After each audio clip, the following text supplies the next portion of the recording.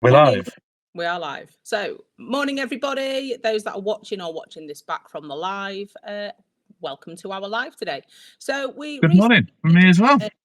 Paul, I'm just talking at you. We recently did a poll in our group about what people are struggling with the most or what they need support with. And the biggest thing was getting their first flip. So, there's lots and lots of strategies out there, from title splits to serviced accommodation to HMO. But people want to know about their first flip. I've got a fun fact for you, Steve, actually. Go on then, give us it. What is it? I read a lot of like Money Week magazines and development stuff and property things, obviously, because this is what we do. And actually, I can't remember the percentage, but the percentage of flips have gone down in the country, especially in Yorkshire and Humber, where I live. So I was like, brilliant. That just lowers my competition.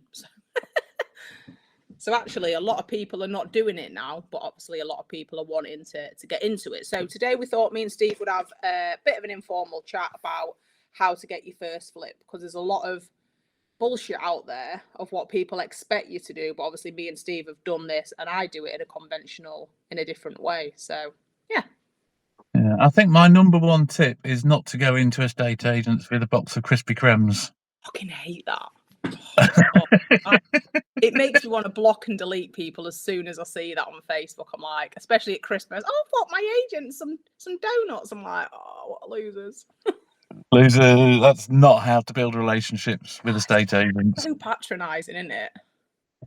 Yeah. Yeah, fucking hell. Yeah, done. We've done. Don't do it. So, so the main one for me, I've done training. We've both ran networking events, and I've listened to a lot of people talk. And the main thing they say is it's numbers, but not numbers in the way you would think. So they go, right, go and view 100 properties, offer on 75, you're bound to get one. I haven't got time for that.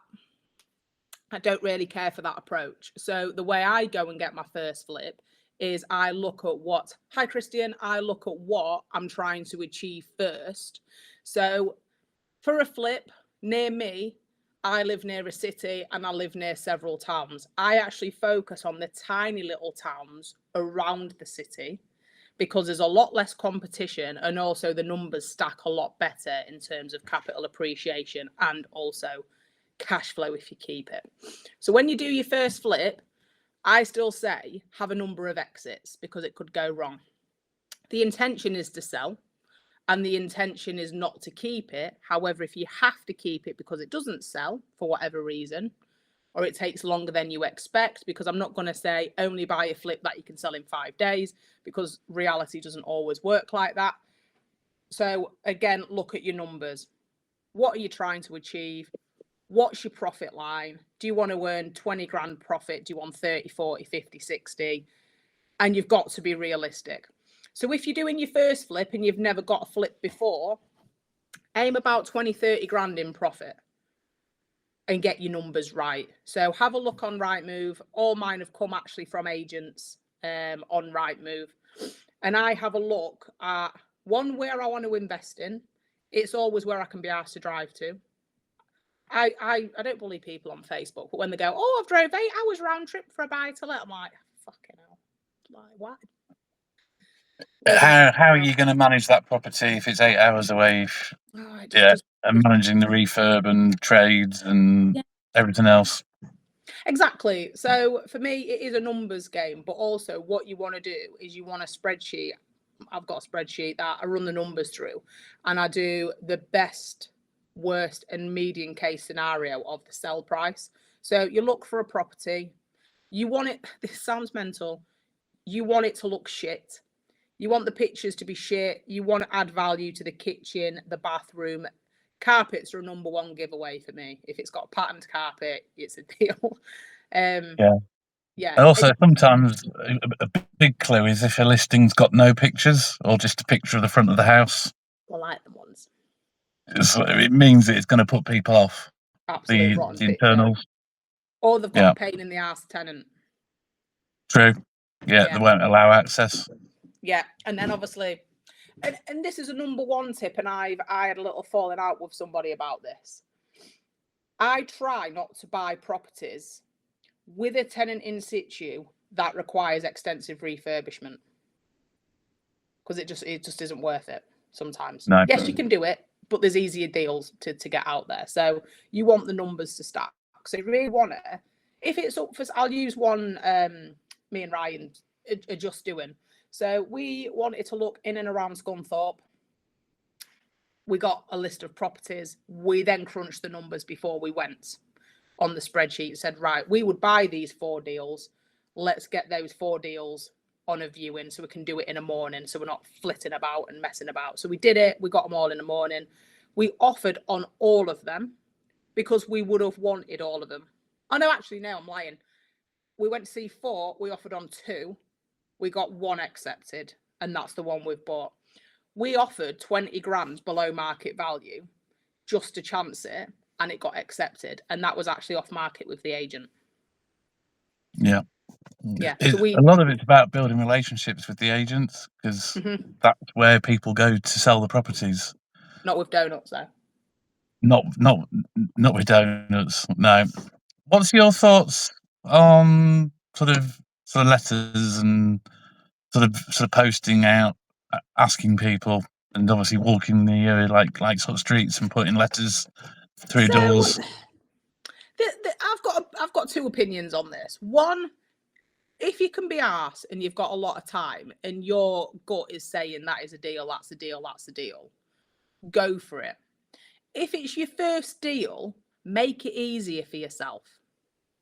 Go to an agent, go and do your numbers properly and do it that way. I think if you're very creative and you've got a lot of experience and you've got opportunities coming to you, or you see an opportunity, go for it. I think if you're going to do your first deal, make it as easy as possible for yourself because there's a lot of anomalies.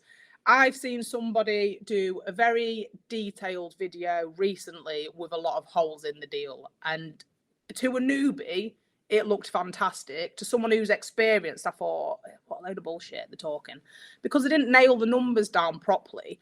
And they were saying things like, oh, the refurb might take this long, or I haven't agreed on this price. It's a lease option. And there was just a lot of holes. And I thought, actually, you've got to nail your numbers down before you buy something. You've got to nail your timeline down before you buy something. You've got to nail your exit down. So if you're going to do a flip, you need to know all of these things to be confident, and then have a worst case, best case, and one in the middle. So yeah, I live in a town where there's shitloads of derelict buildings. They would be absolutely stunning. They'd be beautiful. But what you don't see is the fact that the grade 2 listed, they're in a conservation area. The town plan is a nightmare. There's no comparables. So in my town, you could have an absolutely stunning villa that's £600,000 next to a 70 grand terrace house. And that's there's very, very little true comparables in this area. And then we're too far away from the city for that to count as well. There's only 1 illegal HMO in my town. So if you wanting to do a HMO here, the comparables are really, it's a risk. So I'd say, if you're looking for your first flip, de-risk it as much as possible. Yeah, and don't get carried away and just keep adding on another couple of grand until you get offer is accepted. Know your numbers, stick to your numbers, and move on, because there's sort of nothing worse than getting into a deal that doesn't make money. Yeah, and there's contingencies, and I appreciate, like, obviously we're doing a how to find your first deal, but also how to stack it as well. So like, I've been in a house and it's like, oh, I'd love to do like the one me and Ryan are buying, for example. It's a big house. It's 3 nice sized bedrooms and 2 reception rooms, and it's a massive house. But the kitchen's tiny.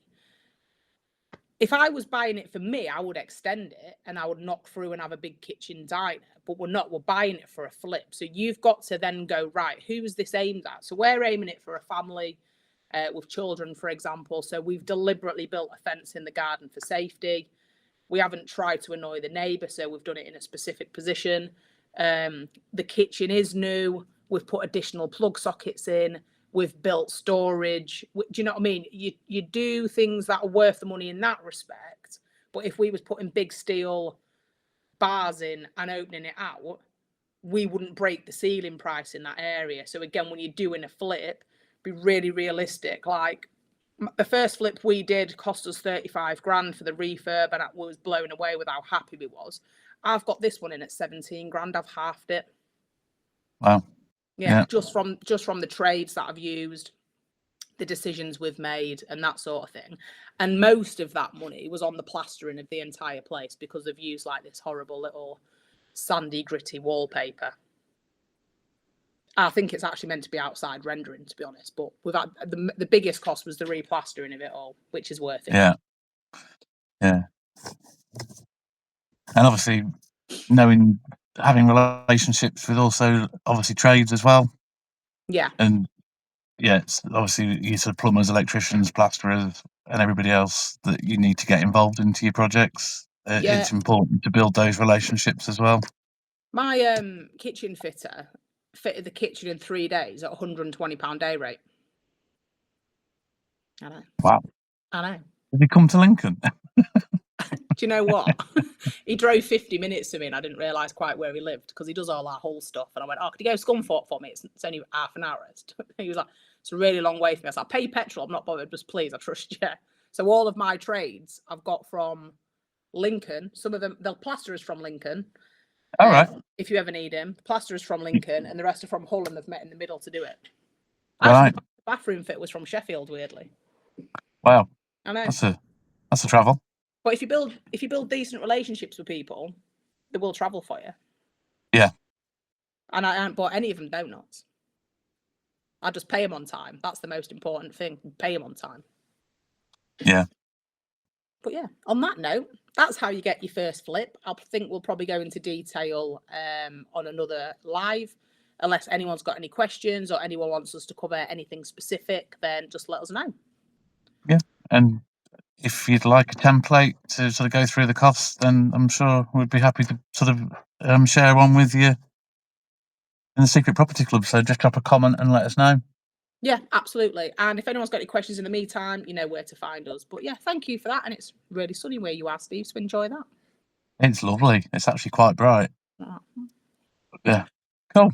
Right. See you later, everyone. Thank you very much for joining us. Cheers. And bye from me as well.